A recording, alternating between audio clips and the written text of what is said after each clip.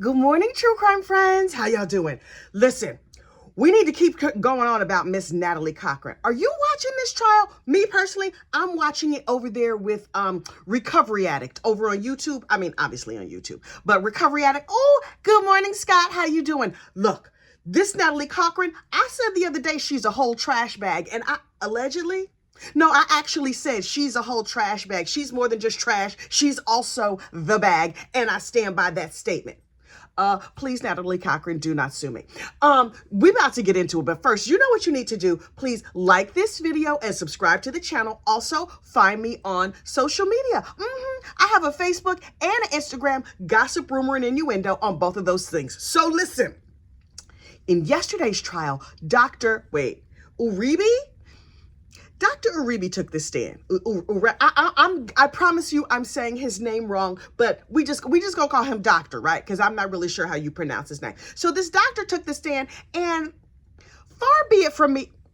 near be it to me to criticize the looks of others. This doctor was a very, very, very learned man. He was clearly very bright. Also, he had a murder face. In my opinion, I mean,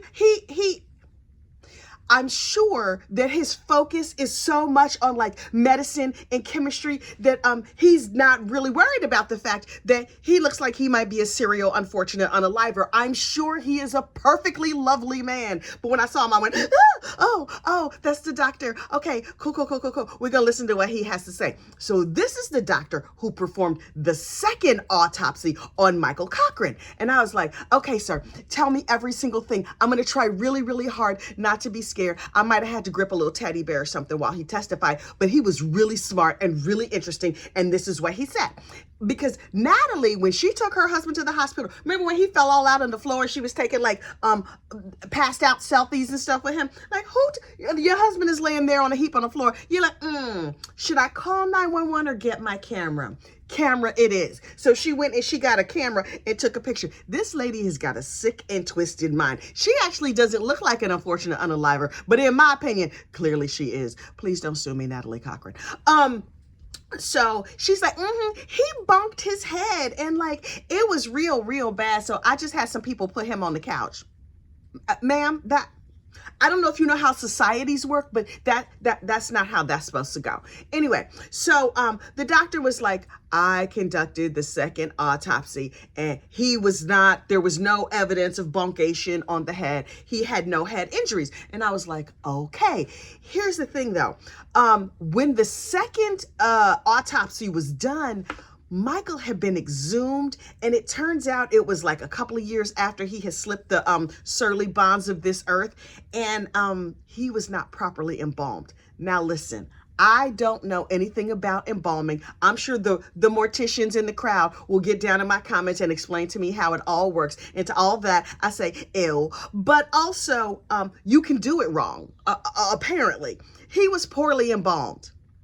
What exactly does that mean? They just like dipped him in it and then put him in the I don't know how you poorly embalm somebody, but he was poorly embalmed. So his tissues and stuff were not properly preserved. So when they got to him, he did not look good. Also, he had been no longer on this mortal coil for a couple of years. So I didn't expect him to look that good anyway, if you ask me. But he was mostly just bones. And after only 4 years, you're supposed to be more than bones? Unclear. Anyway, they inspected like his mortal remains, whatever was left, a little pile of ash, some bones sticking out of it. I don't want to think about it because it might give me nightmares. So they looked at what was left of him, may he rest, and they looked at all the medical charts. And this very, very learned doctor, who may or may not have looked like an unfortunate unaliver, said, yeah, so based on the hospital records, it's real clear that somebody injected him with insulin. I'm not saying it was his trash bag of a wife over there. I'm saying it seems clear to me that somebody injected him with insulin. And the state basically was like, tell us more about that. I mean, they asked questions, but their questions amounted to, please tell us more about that. So according to the doctor, Michael arrived at the hospital with a blood glucose level or whatever of 21. which is super duper low, and usually you're in a coma when you're that low. But then it bounced back up, and then it went back down, and it kept doing that up and down until he was no longer on this mortal coil. And that is very, very unusual, because that doesn't just like occur naturally in the body. And so they were like, he said, the only way to get the blood pressure that low is to have somebody had to inject him. Now, did he inject himself? Did somebody else inject him? We do not know, but it's pretty clear he was injected, and likely multiple times. And an unrelated aside, his wife was a diabetes educator and had insulin over there at the house. I mean, I thought she was guilty before I heard all this. I'm going to tell you why. Unrelated to the insulin, the fact that she cheated her own parents and her own siblings out of massive amounts of money, and then was like, oh, you mean me? You think I did that just because y'all have all that evidence? I mean, I don't know what you want from me. Your mama, your daddy, your sister, your blood sister, not your stepsister, not your foster sister, not that cousin that you call sister, your actual sister. Y'all got the same parents, and you cheated her and her fiance out of like $500,000 or something. You unfortunately unaliving your husband. Half of that tracks. But the state had to come with like actual evidence and stuff, and I'm like, right. Okay, so we'll look at the evidence. But no matter what they say, I think she did it. But the state did come with evidence. Now, was all their evidence circumstantial? Yeah, because it's not like they were standing there, watching her give the dude a shot. But in my opinion, she stood there and gave the dude a shot. Likely more than one. Now, then the defense gets up, and the defense was like, did you see her inject him? Maybe he was injecting himself. Did you know that sometimes bodybuilders inject themselves with insulin? And the very learned doctor was like, that's not a thing. And then the defense attorney, listen, this little defense attorney, you need to love your job the way this defense attorney loves his job. This man loves his job. He gets up, he's animated, he's just like banging the desk. He's not making a whole lot of sense, but he is a delight to watch. Now, is he wrong? He's loud and wrong. And just like, he'll take whatever you said and twist it to whatever he wants it to be and then spit it out. Oh, this man loves his job. And I love watching him do his job. Now, his trash bag client over there, do I hope she gets convicted? Yeah, they need to put this heifer underneath the jail for a super, super long time. Partially on the strength that she cheated her mom and daddy, but also because she clearly, in my opinion, unfortunately unalived her husband, allegedly, for entertainment purposes only. Please insert your own disclaimer here. This is the Gossip Channel. This is not Reuters. This is not BBC America's. If you coming over here for news, there's probably a whole lot of things you're doing wrong in your life. Anyway, in my opinion, she did this. And in my opinion, her lawyer is like, she didn't do it because I personally did not see her do it. And so therefore you can't prove it. And I'm like, lawyer, sir, please say more. Oh, you are entertaining, even though you're loud and wrong. So, ultimately, they went back and forth, and then the doctor would say one thing, and then the lawyer would say the opposite, and then insist that the lawyer kept insisting that the doctor agreed with him, when clearly the doctor did not agree with the defense attorney. But don't you worry about it. That did not slow this defense attorney down at all. Not even a little bit, not even a skosh. He didn't even tap the brakes. He was going 100 miles straight ahead. And I was like, oh, I like this guy. Oh, he's annoying. If I commit a crime, I want him to be my lawyer. Also, I'm not going to commit no crime, so don't you worry about it.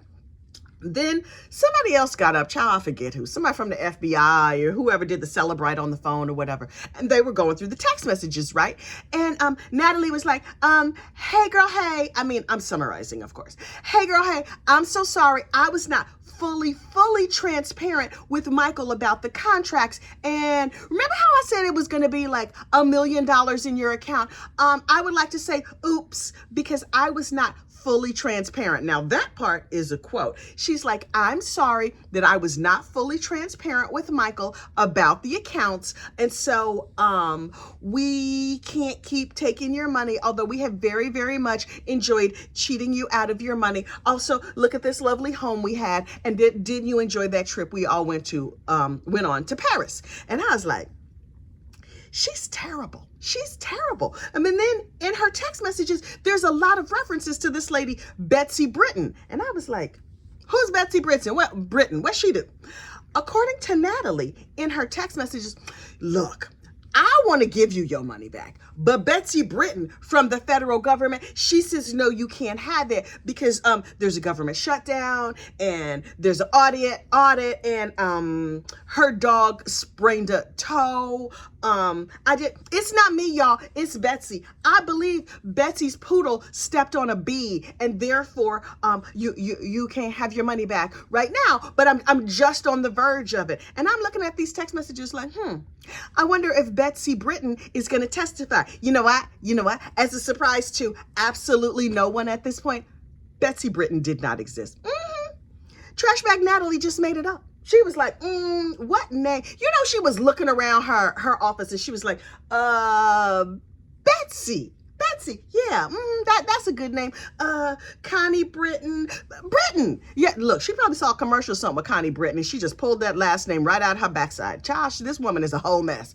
Anyway, she was just like, Betsy Britton says you can't have your money, boo. I'm really, really sorry. And then they went on to this trip to South Carolina, North Carolina, one of them Carolinas. You see, in this case, the couple, Michael and Natalie Cochran, lived in West Virginia. They were supposed to fly to one of the Carolinas to finalize the opening of a bank account, right?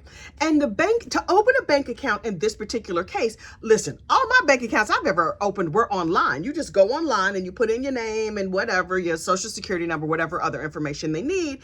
And then you could put in money right then, or you could put in the money later. Well, it seems it was not entirely clear from the bank, but it seems that they had done part of the account opening. And when they tried to fund the accounts, AKA put the money in, the checks bounce. On 3 occasions, old girl wrote hot checks to the bank. You know who has all your personal information that can track you down? The bank. Remember when you gave them your social security number, your home address, and your real name and stuff, probably a copy of your driver's license? They're going to be able to find you. So her husband was like, this is ridiculous. My money should be here. Let's go to the bank. We're going to fly down to the bank because we flying rich. You know what I mean? Not like they wasn't going to get on Delta. They just was going to borrow an airplane from their next door neighbor. That same neighbor that loaned them the cup of insulin was also going to loan them a cup of airplane. I don't know how borrowing airplane works because I'm not part of that airplane life. I'm down here at the LaGuardia terminal, whatever, when I have to go someplace. Or child on the Greyhound. Not really the Greyhound because I'm not Greyhound people. Anyway, no shade to our Greyhound friends. But she was like, we're going to take this private plane and we're going to go down there and we're going to get to the bottom of it. Now, there was another occasion where Natalie supposedly had a bank account at a local bank and her husband went and the banker was like, your wife says she put money in here, but she ain't put no money in there. And her husband, Michael, froke all the way out. Was losing his mind, going crazy. You see all these toys and stuff I have bought. You see all the fancy things I have. I took my whole family on a trip to Paris and I paid for it. Now you're going to tell me I don't have money? He froke out so bad in the bank, they had to call his friends to get him to come and calm down. You want to know a sign that you live in a small town? The people at the bank know your friends. If I go down to Bank of America right now, they're going to be like, lady, get out here before we call the police. I mean, assuming that I go down there and go crazy. They're not going to call my friend. How would they know my friends? I don't know the people like that.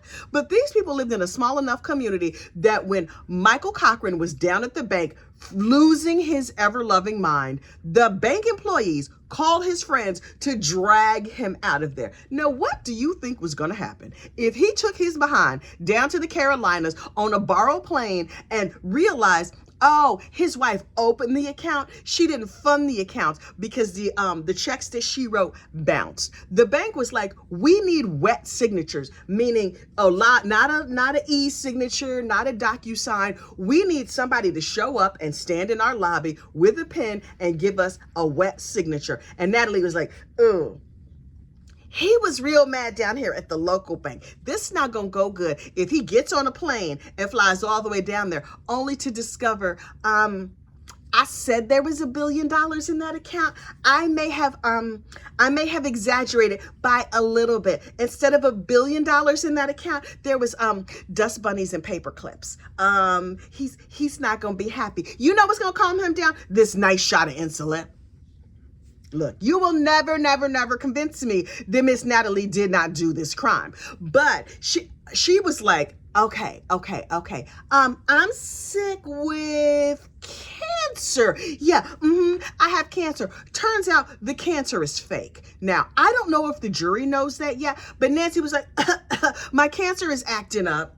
Ma'am, I don't think that's how cancer works. But she's like, my cancer is acting up, and I have a fever, and I may have an enlarged prostate, and I stubbed a toe, my dog stepped on a bee. She just anything she could come up with. And then she was like, I do have this handy dandy insulin here. Let me just give my husband a little shot of that. She probably was like, baby, let me give you some B12. Boom. And she hit him up. And he was like, okay, great. Thanks for the B12. And then he went to the kitchen to make a cup of coffee or something. One of them smoothies with his G and C vitamins. And then he fell all out. And that's when she started taking the picture. Now, is that what happened? Do we have proof and evidence that that's how that went down? No, I just made that up. But I feel in my spirit like that is exactly what happened. And would my spirit lead me wrong? I don't think it would. Anyway, so there's text message proof that Natalie was like, I have not been entirely honest with my husband. And he took a strong hand when it came to me, meaning he was very demanding, and I didn't think that trip on the borrowed neighbor's plane was gonna go good. Also, that neighbor had money invested in our accounts, so my relationship might have gone all the way to the left if he found out. And then yesterday, as a total shock to me, the state rested. I was like, state. That's all y'all got? Now listen, I think the state has enough evidence because she's terrible. But will the jury think there's enough? Is the jury just being entertained by the lawyer, her crazy defense lawyer?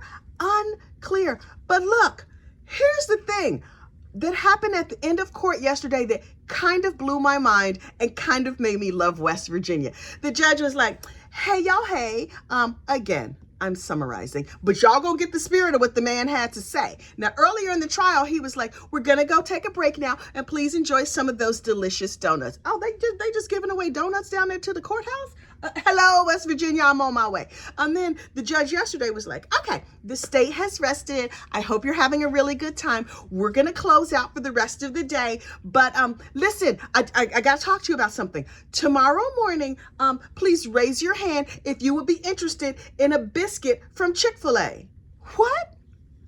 Everybody else just got like Jimmy John's or some cheap, crappy pizza. This judge is down here getting biscuits from Chick-fil-A. Also, are Chick-fil-A biscuits good? I don't think I've ever had a Chick-fil-A biscuit. The judge was like, okay, 1, 2, 3. Okay, all 14 of you, all of you, everyone. Okay, because on my way to work in the morning, I'm gonna stop and get myself a chicken biscuit. And I was like, wait, he just said biscuit. I thought that meant like a plain biscuit. He was gonna have some jelly. There's also some protein in there. He was like, I'm gonna get myself a chicken biscuit. And I figured I would get y'all some chicken biscuits too. Okay, so 14 chicken biscuits plus 1 for me. Okay, 15 chicken biscuits. How come he didn't ask the lawyers? How about the court clerk? Do they get chicken biscuits too? I have so many questions. Also, I had a Chick-fil-A chicken biscuit once years ago when they first opened in Manhattan.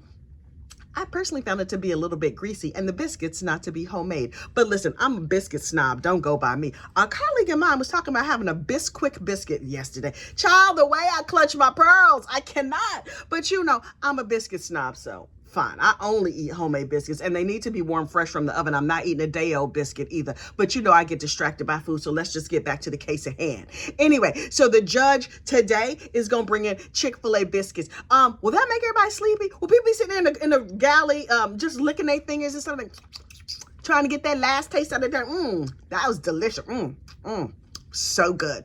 I believe that it might be ever so slightly illegal for the judge to bribe the jury with the Chick-fil-A chicken biscuits, but I guess it depends if you like Chick-fil-A. I don't know. This is clearly Chick-fil-A country. So every time we start talking about food, y'all, I go all the way off the rails. But listen, the state has rested. The defense is going to start their case in chief later today. And apparently Natalie Cochran, the trash bag, the accused, allegedly, her kids are gonna testify.